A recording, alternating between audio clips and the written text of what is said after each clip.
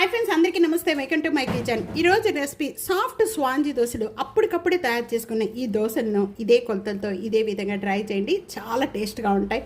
నోట్లో పెట్టంగానే వెన్నలాగా కరిగిపోయే ఈ దోశల్ని ఎలా తయారు చేయాలి ఏంటనేది చూసేద్దామా. ఇంకెందుతో పాటు ఈ చట్నీ కూడా తయారు చేసే విధానం అండి, కెంపు చట్నీ. ఈ కెంపు చట్నీ చాలా టేస్ట్గా ఉంటుంది ఈ దోశలతో. ఈ సాఫ్ట్ స్వాంజీ దోశలతో పాటు ఈ చట్నీ కూడా చాలా టేస్ట్గా ఉండే చట్నీ. ఒక్క దోశ తినేవాళ్ళు 4 దోశలు తినేస్తారండి చట్నీ బాగుంటే కనుక. ఈ చట్నీ కూడా ఎలా తయారు చేయాలి ఏంటనేది చూసేద్దాం. ఇంకెందుకు లేటు, వీడియోలోకి వెళ్ళిపోదాం, వచ్చేయండి. హాయ్ ఫ్రెండ్స్, ఈ స్పాంజీ దోశలు తయారు చేసుకోవడానికి ఇక్కడ నేను 1 కప్పు, మీరు దేంతో తీసుకున్న ఇదే కొలతతో తయారు చేసుకోండి, చక్కగా వస్తాయి దోశలు. నేను ఇక్కడ 1 కప్ అనేది బొంబాయి రవ్వ వేస్తున్నాను ఒక బౌల్లోకి. ఇలా వాటర్ పోసేసుకొని వెంటనే కూడా కొద్దిగా ఈ విధంగా నానబెట్టేసుకోండి. వేరొక బౌల్లో మనం ఏ కప్పుతో అయితే బొంబాయి రవ్వ సుజీ వేసామో అదే కప్పుతో ఒక 1/2 కప్ అనేది నేను అటుకులు వేస్తున్నాను. ఈ అటుకులు మందమైనా తీసుకోవచ్చు, లేకపోతే పల్సీ అయినా, రెండిట్లో ఏదైనా తీసుకోండి, చక్కగా వస్తాయి దోశలు.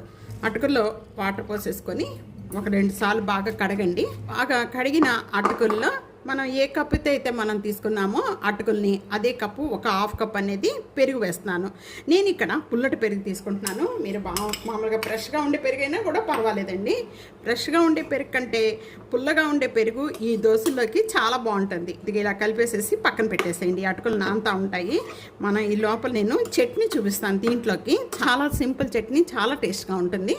ఈ పక్కన పెట్టేయండి. చట్నీ తయారు చేసుకోవడానికి ప్యాన్లో నేను ఇక్కడ 1 టేబుల్ స్పూన్ ఆయిల్ వేస్తున్నాను. ఆయిల్ బాగా కాగిపోయిన వెంటనే ఒక 1/2 టేబుల్ స్పూను జీరా, 1/2 టేబుల్ స్పూను ధనియాలు, 1/2 టేబుల్ స్పూను మెంతులు, 1 టేబుల్ స్పూను శనగపప్పు, 1 టేబుల్ స్పూను మినపప్పు. ముందుగా ఇవన్నీ కూడా వేయించుకోండి. ఇవన్నీ కూడా బాగా వేగాలి. వేగిపోయిన వెంటనే కూడా వెల్లుల్లిపాయ రెప్పలు వేసుకోండి. దీనిలో చింతపండు దీంట్లోనే వేయటం వల్ల మెత్తబడుతుంది. కారానికి తగ్గట్టు ఎండుమిర్చి వేసుకోండి. నేను ఇక్కడ ఒక 4 లేక 5 ఎండుమిర్చి వేసమాట. టమాటా ముక్కలు చిన్న కట్ చేసి వేసుకోండి. ఒక ఉల్లిపాయ ముక్కలు, టమాటా ముక్కలు కూడా దీంట్లో. ఇవన్నీ కూడా పప్పులు వేగిపోయిన వెంటనే కూడా ఇలా వేసుకొని వేయించుకోండి. అప్పుడు చక్కగా ఇవన్నీ కూడా బాగా మెత్తబడిపోతాయి, కలర్ చేంజ్ అయిపోతుంది. పప్పులు వేయకుండా వేయొద్దు, టేస్ట్ ఉండదు అప్పుడు చట్నీ అనేది. ఇలా అన్నీ కూడా బాగా మగ్గిపోయాయి. ఇలా మగ్గిపోయిన వెంటనే ఇప్పుడు స్టవ్ బంద్ చేసేద్దాం. ఇవి కొద్దిగా చల్లారిపోయిన తర్వాత మిక్సీ జార్లో వేసేసుకుందాం. ఇది అంతా కూడా ఇలాగా మిక్సీ జార్లో వేసుకుందంతా కూడా టేస్ట్ సరిపడా సాల్ట్ కూడా వేసుకుని ముందుగా వీటిలో వాటర్ వేసుకోకుండా మెత్తగా చేసుకోండి. ఒకసారిగా చేసుకున్న వెంటనే ఇప్పుడు వాటర్ వేసుకుందాం. మిక్సీ పట్టుకున్న చట్నీ అంతా కూడా రెడీ అయిపోయింది. ఒక బౌల్లో వేసేసుకోండి. దీన్ని తాలింపు పెట్టుకునే విధానం చూసేద్దాము. చాలా సింపుల్ తాలింపు అండి. తాలింపు కూడా తాలింపు పెట్టుకోవడానికి ప్యాన్ లో నేను ఇక్కడ 1 టేబుల్ స్పూన్ ఆయిల్ వేస్తున్నాను. ఆయిల్ బాగా కాగిపోయిన వెంటనే 1/2 టేబుల్ స్పూన్ జీరా, 1/2 టేబుల్ స్పూన్ ఆవ, కొద్దిగా ఇంగువ, కొద్దిగా కరివేపాకు. అన్నీ కూడా బాగా వేగిపోయాయి. ఇలా వేగిపోయిన వెంటనే కూడా ఇప్పుడు స్టవ్ బంద్ చేసేసేయండి. ముందుగా మనం ప్రిపేర్ చేసుకున్న చట్నీలో కలిపేసుకుందాం. అంతా కూడా వేసేసుకోండి. చట్నీ రెడీ అయిపోయింది. ఇప్పుడు మనం దోశలు ఎలా వేసుకోవాలో చూసేద్దాం. బొంబాయి రవ్వ ఎంత బాగా నానిపోయిందో, చక్కగా అటుకులు కూడా పెరుగులో బాగా నానిపోయింది. ఈ బొంబాయి రవ్వ వేసేసుకుందాం. ముందుగా బొంబాయి రవ్వ వేసేసుకొని దీంట్లోనే కొద్దిగా వాటర్ పోసేద్దాం. మెత్తగా పట్టుకోవాలండి. ఇలా మెత్తగా పట్టుకుందంతా బొంబాయి రవ్వ అంతా కూడా చూస్తున్నారు కదా అటుకులు కూడా బాగా నానిపోయినాయి. ఈ నానిపోయిన అటుకులన్నీ కూడా మిక్సీ జార్లో వేసేసేయండి. టేస్ట్ సరిపడా సాల్ట్ కూడా దీంట్లోనే వేసేస్తున్నాను. అటుకులు కూడా ఇలాగా మెత్తగా చేసేసుకొని ఈ బౌల్లో వేసేసుకొని తీసుకోవాలి. చూసారు కదా. దోశలు వేసుకునే ముందు దీంట్లో బేకింగ్ పౌడర్ వేసుకోండి. ఒక 1/2 టేబుల్ స్పూన్ బేకింగ్ పౌడర్ వేసేసుకొని మొత్తం కలిపేసేసి వేసుకోండి. ఇది అప్పటికప్పుడే వేసుకునేది. మళ్ళీ దీన్ని మనం స్టోర్ చేసేసి మళ్ళీ నెక్స్ట్ డే వేసుకోవడానికి బాగుండదు దోశ. ఇప్పుడు దోశ వేసే ముందు ఒక బేకింగ్ పౌడర్ వేసుకోండి. 1 table spoon baking powder, 1/2 table spoon sugar వేసుకోండి. దీని బాగా హీట్ ఎక్కిపోయిన వెంటనే కూడా కొద్దిగా వాటర్ ఇలాగా జల్లేసుకోండి. కలిపిన వెంటనే కూడా ఇప్పుడు మనం దోశ వేసుకుందాము.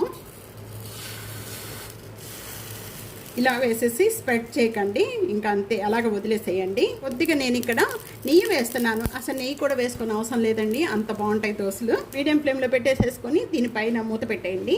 మూత పెట్టేసేస్తే చక్కగా దోశ అంతా కూడా చూస్తున్నారు కదా, ఈ పైన అంతా కూడా డ్రైగా అయిపోతుంది. అంతవరకు కూడా చక్కగా దోశ వేయించుకోవాలి. 1 సైడ్ వేగిపోయిన వెంటనే రెండో వైపు వేయించుకునే అవసరం లేదు. కొద్దిగా 1 సైడ్ అట్లా వేగిపోయిన వెంటనే కూడా తీసేసేద్దాం. ఇంకా మొత్తం డ్రై అయిపోయి చక్కగా హోల్స్గా అయిపోతుంది దోశ అంతా కూడా. చూస్తున్నారా, ఈ విధంగా అన్ని దోశలు ఈ విధంగా వేసుకోవాలి. వేగిపోయింది, మధ్యలో పచ్చిగా ఉంది, అదంతా కూడా డ్రై అయిపోవాలి. అప్పుడు 1 సైడ్ అయిపోతుంది, డ్రైగా అయిపోయింది.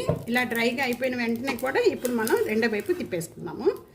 ఎంత బాగా మంచిగా హోల్స్ వచ్చినాయో తయారు చేసుకున్న చట్నీ పుల్ల పుల్లగా స్పైసీగా చాలా బాగుంటుంది. దోశలు కూడా రెడీ అయిపోయినాయి. తిన్నా ఇంకా కమ్మగా ఇంకా తినాలి అనిపించే ఈ దోశలు ఎలా వేయాలో చూసారు కదండి. చాలా టేస్ట్గా ఉంటుంది. తప్పకుండా ఈ రెసిపీ ఇదే విధంగా ట్రై చేయండి. చాలా టేస్ట్గా ఉండే దోశలు అండి. చూస్తున్నారు కదా అసలుకి ఎలా ఉన్నాయో,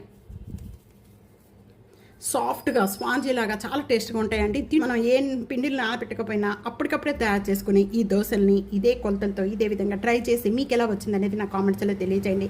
వీడియో 4కి షేర్ చేసి లైక్ చేసి టీ అనోస్ కిచెన్ని సబ్స్క్రైబ్ చేసుకోవడమే కాకుండా ప్రక్కనే ఉన్న బెల్ ఐకాన్ ప్రెస్ చేయడం అస్సలు మర్చిపోద్దు ఫ్రెండ్స్. ఒకసారి టేస్ట్ చూసి మీకు ఎలా ఉందనేది చట్నీతో పాటు చెప్తాను ఒకసారి.